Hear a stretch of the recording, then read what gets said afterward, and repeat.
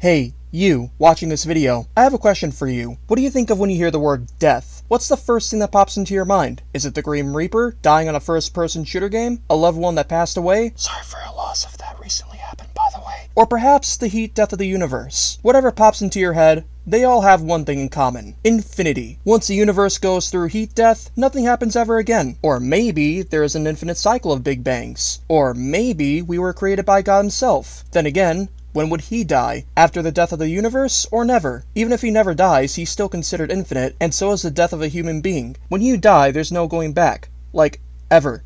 Except for Jesus, according to the Bible, but he might be infinite too. More infinite than death in the form of the Grim Reaper himself, despite the Grim Reaper being infinite to begin with, since he takes everyone and everything, no matter what, no matter when. How does that make any sense?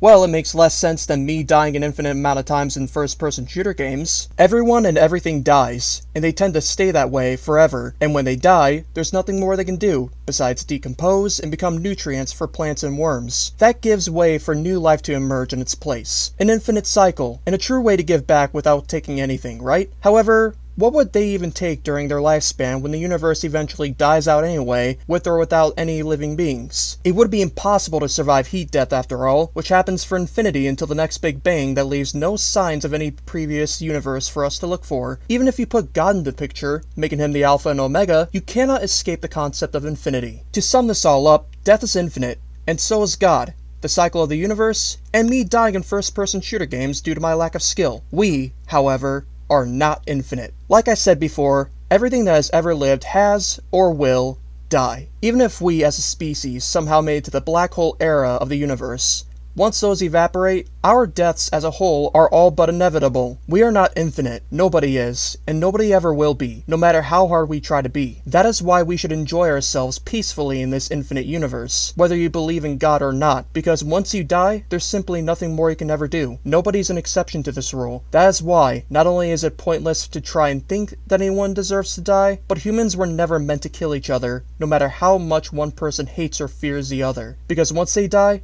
that is infinite.